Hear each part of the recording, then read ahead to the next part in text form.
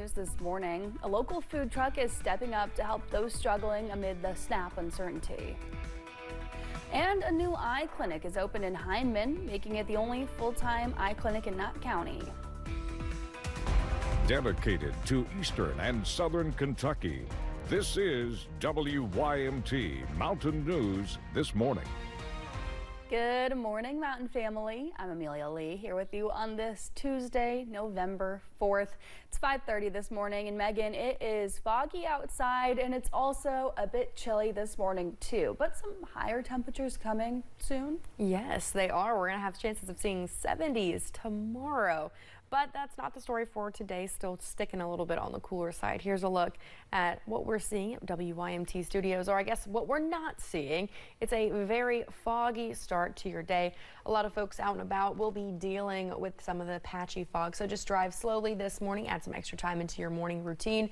And we're looking at a mixture of temperatures with low 30s for southwestern counties and low 40s for our northeastern counties. So keep that in mind as you're starting off your day. A light jacket, a jacket or a light coat may be necessary for the morning hours, but by this afternoon will be about on average for this time of year. Low to mid 60s take over, and as I mentioned, 70s are returning tomorrow. So that's something to keep in mind as you're going throughout the next several hours. Here's a look at satellite and radar though this morning.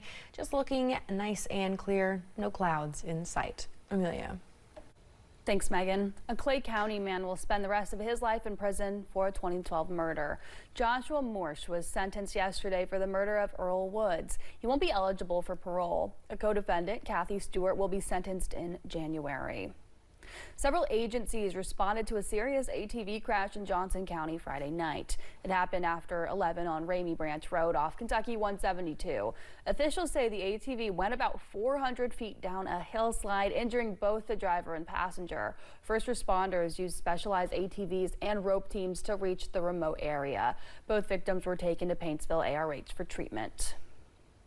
Yesterday, a judge ruled that the Supplemental Nutrition Assistance Program, or SNAP funding, will be partially funded. This follows judges' rulings requiring the government to keep the program running. The USDA had planned to freeze payments due to the government shutdown. The program serves about 1 in 8 Americans. Benefits will be delayed in November, and the amount recipients get will be reduced.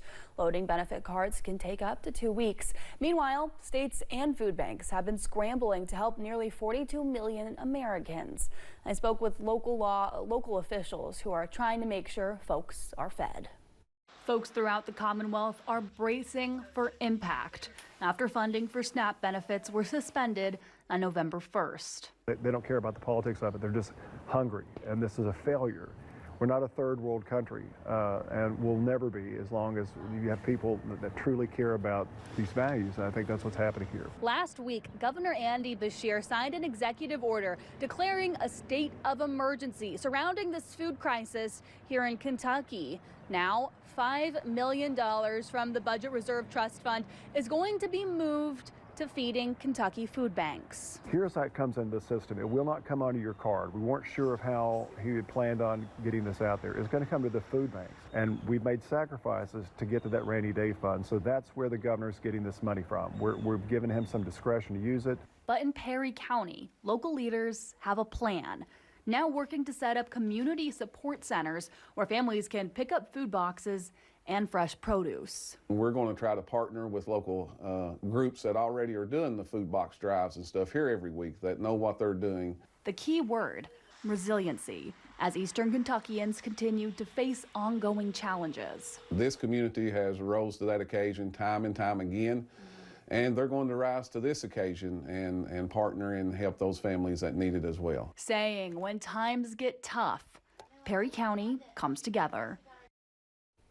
Scott Alexander says regardless of the government shutdown, they will still help folks out, adding that the fiscal court will share locations, pickup times, and how people can help as soon as possible. Well, people are flocking to food pantries and taking advantage of food giveaways in southern Kentucky. A London church quickly ran out of food boxes once word got out of its distribution yesterday morning. Calvary Baptist Church gave out more than 300 boxes of food in less than 2 hours. Typically, the church gives out food once a month, but with uncertainty around SNAP, they stepped up. that there's a real need. Our senior pastor felt a few years ago the Lord leading him to realize that hunger was a great need here in our community. And so we started this food drive. If you've ever been hungry, there's a fear of being hungry again.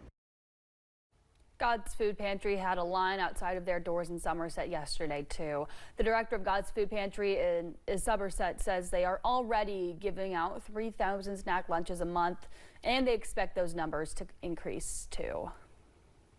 A local food truck in Lawrence County is offering a free hot meal to those struggling amid the SNAP uncertainty. Hillbilly Hibachi is giving away a free chicken dinner, no questions asked, in communities they serve. The owner, Adam Brown, says they've been averaging about 10 to 12 meals a day to those who rely on SNAP funding, like Lisa Green. Because if it wasn't for food stamps, I do believe I'd go hungry a lot more than what I have. And it affects my mom and, pretty much all the people down there where we live. Brown says he's gone hungry before and is trying to support the community that supports them. A Powell County native is sharing his story as communities come together to help families struggling with food insecurity. The city of Lexington, God's Pantry Food Bank, and several partners have launched Lexington's Big Give, a citywide food drive supporting families who didn't receive SNAP benefits this month. Charles Mead says he was homeless when he first moved to Lexington, and food pantries helped him get back on his feet. Now he's encouraging others to ask for help and give what they can. This too will pass, and this neighborly love that the city's got, it's gonna help. God's Pantry serves more than 50 counties, including many in eastern Kentucky. Donations can be made at Blue Barrels across Lexington through December 2nd. Well, we're about 1 month away from Giving Tuesday, and the Foundation for Appalachian Kentucky is hoping many folks are feeling generous. The people who started Giving Tuesday thought, okay, around Thanksgiving we have Black Friday, we have Cyber Monday, we have Small Business Saturday. Let's have a day where we're really celebrating giving globally. And so that's what really started this movement, and so we're excited to be a part of it this year. Giving Tuesday is December 2nd. You can learn more about that and a look back at a busy year for the foundation on last night's Issues and Answers on WYMT.com. When Mayor Randall Weddle was reinstated as mayor of London, he told us that he wanted to move past any previous disagreements with the council. However, last night's regularly scheduled meeting started off with some drama. You know how bad it makes us look, Judd, that you guys have not notified my office, and then you come in here with your private agendas and say, Did you notify us, sir, when you hired Strauss and you created a... Yes, we talked to council members. I have never heard you once say... Well, Judd, again, you were appointed, and then it started impeaching me, so I didn't have time to talk to you. That is a lie. Other than impeachment here. That is a lie. Mayor Weddle expressed frustration about the council wanting to add an item to the agenda without letting the mayor or city clerk's office know beforehand. The council then went back and forth with Mayor Weddle about the city's attorneys and Mayor Weddle's attorneys, blaming each other for wasting taxpayer money and not being transparent. None of these issues were on the agenda, causing the public to push back. Okay, here the citizens are again being held hostage by City Council. We've lost countless of opportunities for forward progression in London because of tabling issues or refusal to work with the mayor. We, the taxpayers, are out thousands of dollars and thousands more to come.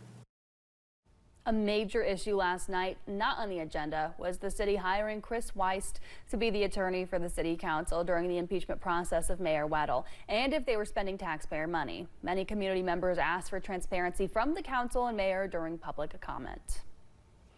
Pikeville Medical Center recently announced plans to address a need in the workforce by buying a shopping center in Pikeville. WYMT's Buddy Forbes explains. Pikeville Medical Center is moving into the Town and Country Plaza on Town Mountain Road. Our region, the region that Pikeville Medical Center serves, has recently been designated as a child care desert. And that's having impact on us in a lot of different ways. The hospital announced the acquisition of the shopping center last week with plans to renovate the building currently occupied by SuperDollar and Funtime Inflatables, to build a child care center for hospital employees. By not having child care, not only put a burden on the family, but often it expands that burden because oftentimes those children are being cared for by a family member or even a grandparent. In a video released by PMC, President and CEO Donovan Blackburn says the new Appalachian Valley Angel Academy is about more than building a new office. It is about bridging a gap for employees, with plans to provide daycare access to more than 300 children ages 5 and younger. It's a huge investment for us to see somebody, and it certainly impacts the continuity of care when we train somebody and then they have to leave. PMC released a statement saying no other businesses on site will be displaced by the purchase, but could see positive changes now that PMC will be developing the property. Some of the store owners say they are anxious about the unknown future ahead,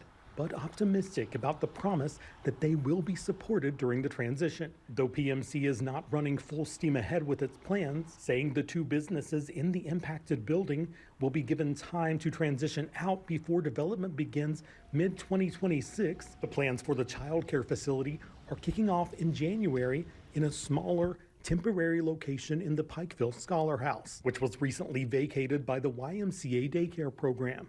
But now we're going to start walking, and the way we're going to walk is we are going to take our first steps and learn hopefully immediately. PMC representatives say it is all about caring for the people. In Pike County, Buddy Forbes, WYMT Mountain News. Officials say the new project will not only open up jobs for construction, but new jobs at the Ava Academy once it's complete.